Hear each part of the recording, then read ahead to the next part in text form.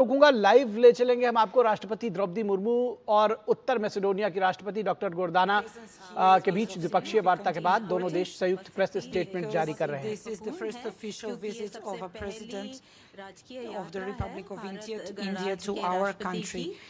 But I am convinced that this visit will be a beginning of a new and much more ambitious chapter in the relations between the two countries. What I would like to point out at the beginning, that you as a president showed that the highest functions are to be earned with a character and not with a privilege. This is a very inspirational example, not only in the in the terms of India, but in the world terms. That it is an encouragement for many countries and young girls and young people around the world to do politics. Our talks today were extremely cordial, open, and directed towards the future. We confirmed the good political collaboration. We agreed that the real potential is still to be realized. Talking about India, we're not talking about only one country, but we are talking about the largest, one of the largest and most enduring civilizations in the history of mankind.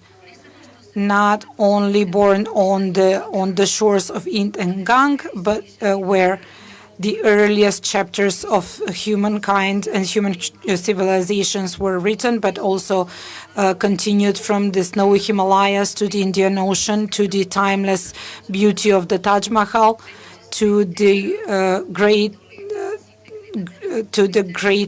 temples that resist the time. That this is a cultural trip that enriches the mankind. For all of us, not only the Indians, India is famous as the country of Mahatma Gandhi, whose philosophy of non-violence changed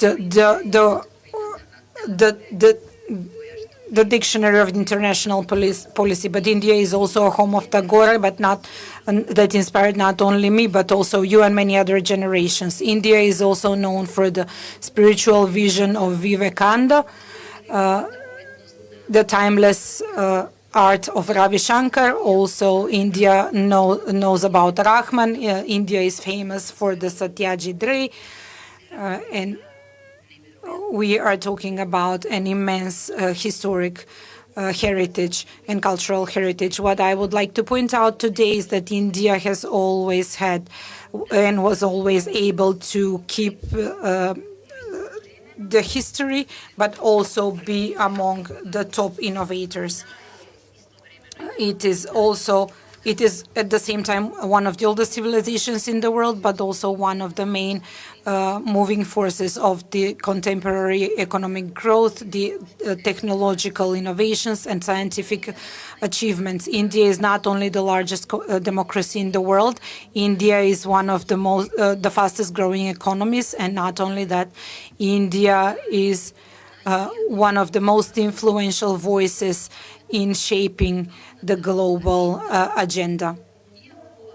Although this visit is the first event at the presidential level, the friendship between our countries has not started today. Our people knew each other in the time of ex-Yugoslavia as part of the movement, non-aligned movement. I'm mentioning this because in the time of Cold War, there were initiatives for dialogue, for equity, for solidarity, and social living. This is a principle that today are very important.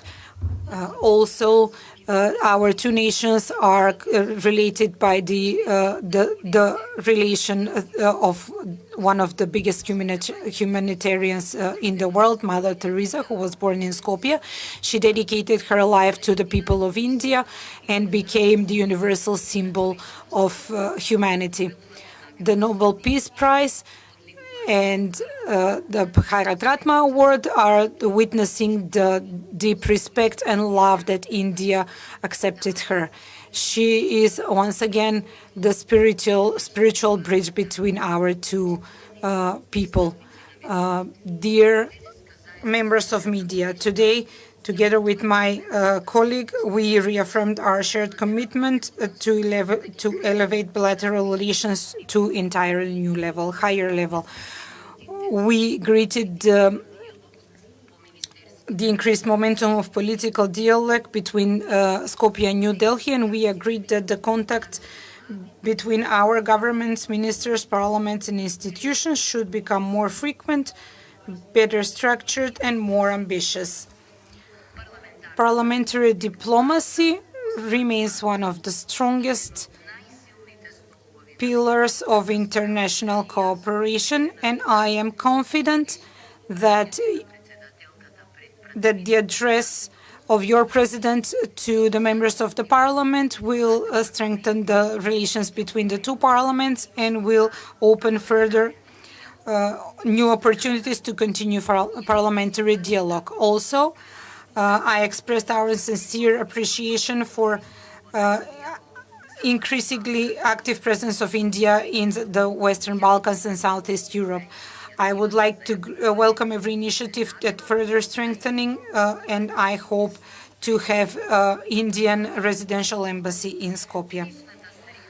Today's meeting confirmed the volume of our bilateral agenda. The negotiations for numerous agreements and memorandums of understanding, demonstrating the strong political will to institutionalize and cooperate.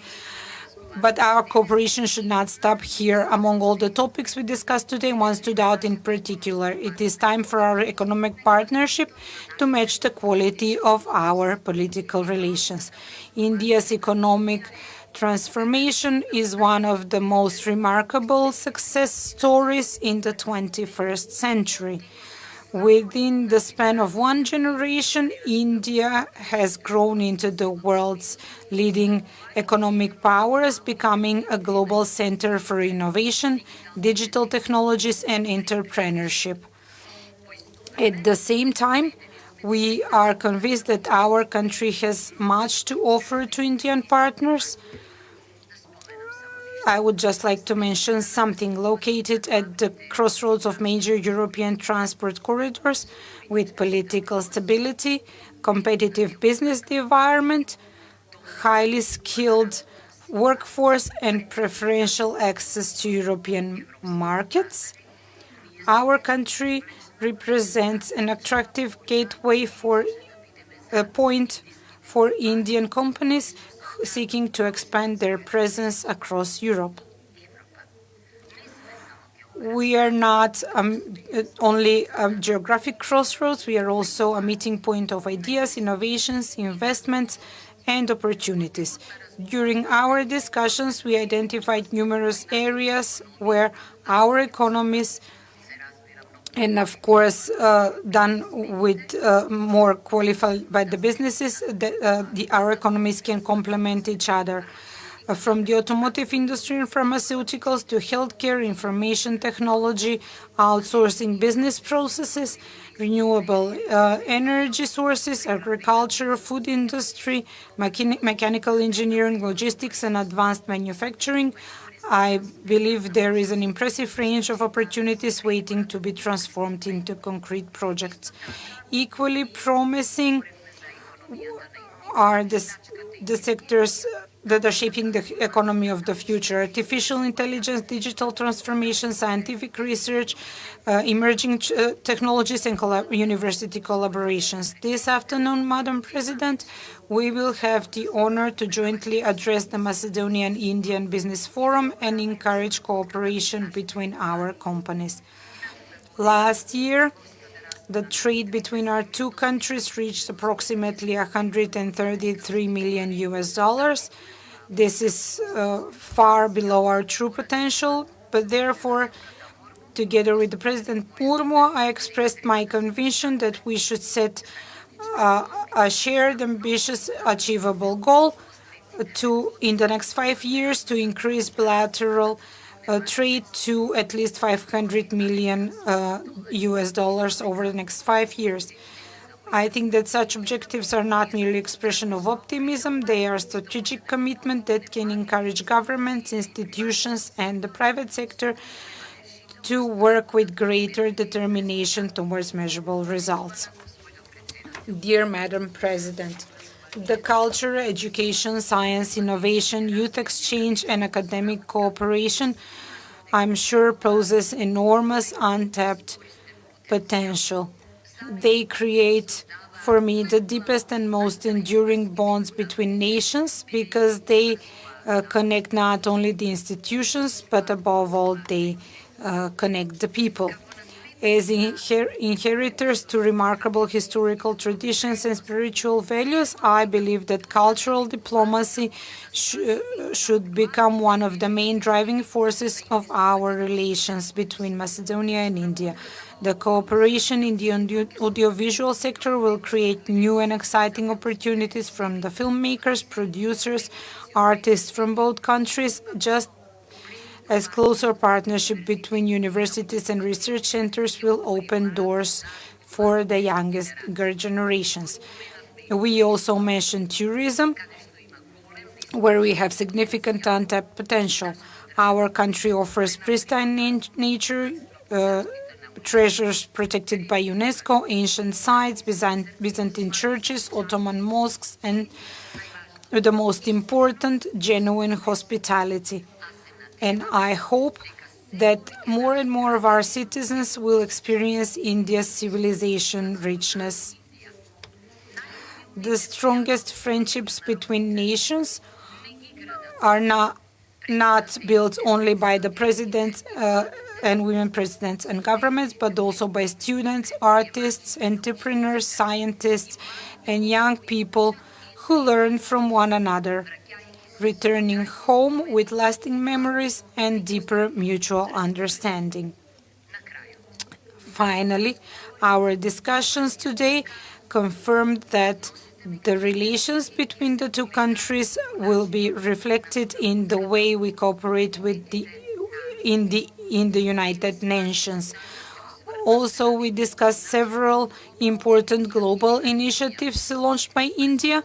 Based on our initial assessment, we see no obstacles to joining the International Solar Alliance, the Global Biofuels Alliance, and the Coalition for Disaster-Resilient Infrastructure. We look forward to identify the concrete ways in which our country can actively contribute to their continued success. We also discussed the broader international situation. We live in a time marked by profound geopolitical changes. The international order is facing one of the most serious periods of uncertainty after the end of the Cold War. Armed conflicts continue to claim innocent lives. Long-standing alliances are undergoing transformation. International law is increasingly challenged by the logic of power, while trust in multilateral institutions are weakened.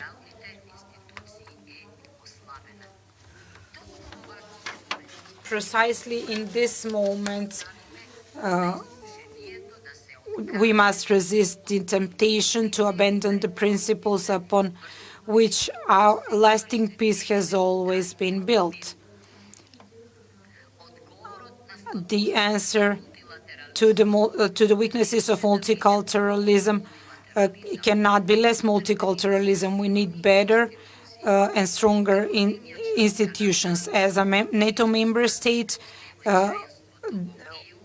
with a strategic objective to be an EU member, our geostrategic position enables us to pursue a multidimensional foreign policy.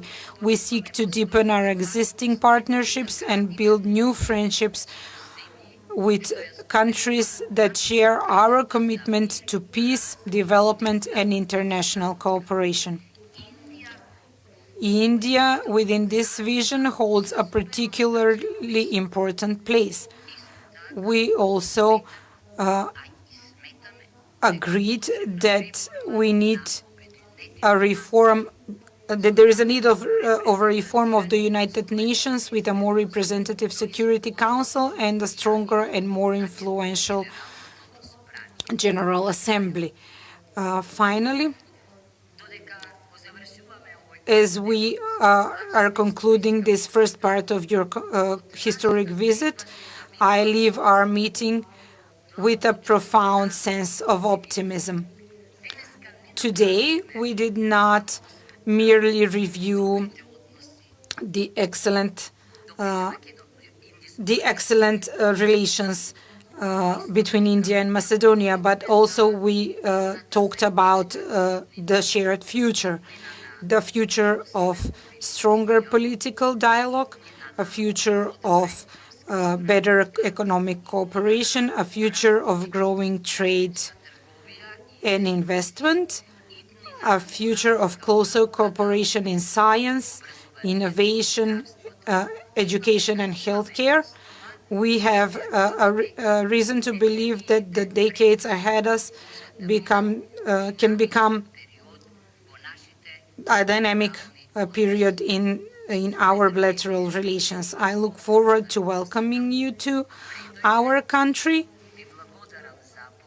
Thank you for inviting me to visit India, and your coming here and your invitation are promising friendship, partnership, and shared prosperity. Thank you. Thank you, Ms. President. Now I would like to invite the Indian President. को आमंत्रण देना चाहूंगी उनके संबोधन के लिए।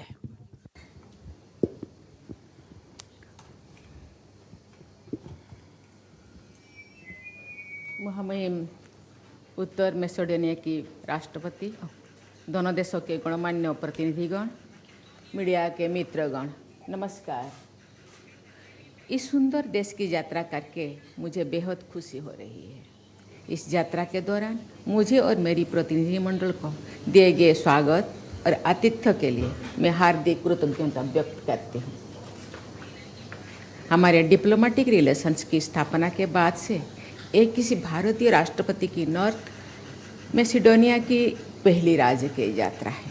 मुझे विश्वास है कि ये यात्रा हमारे द्विपक्षीय संबंधों में नए अध्याय की शुरुआत करेगी। आज सुबह मेरी महामहिम राष्ट्रपति जी के साथ एक बेहद सार्थक बैठक हुई, जिसके बाद डेलीगेशन लेवल की वार्ता हुई। हमने द्विपक्षीय सहयोग के संपूर्ण आयामों पर चर्चा की और साथ ही आपसी हित के क्षेत्रीय एवं वैश्विक मुद्दों पर भी विचारों का आदान प्रदान किया। हमने साझा लोकतांत्रिक मूल्यों और पारस्परिक सम्मान पर आधारित भारत और नॉर्थ मैसेडोनिया के बीच घनिष्ठ एवं मैत्रीपूर्ण संबंधों की पुनः पुष्टि की।